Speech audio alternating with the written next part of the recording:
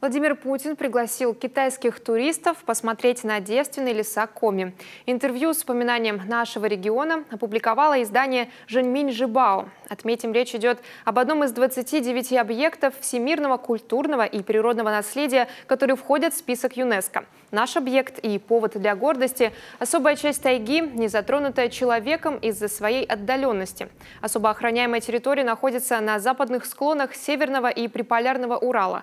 Болотистая местность не способствует активной деятельности и развитию транспортных путей, и добраться туда можно только на лодке, лыжах, снегоходе или лошади. Приглашая гостей с Востока посетить Россию, президент отметил, что природа щедро одарила нашу страну подобными жемчужинами. По статистике, китайские туристы уверенно лидируют в списке иностранцев, приезжающих в Россию. За последние 5 лет их количество выросло почти вдвое. Только за прошлый год туристические поездки совершили 1 700 000 граждан КНР.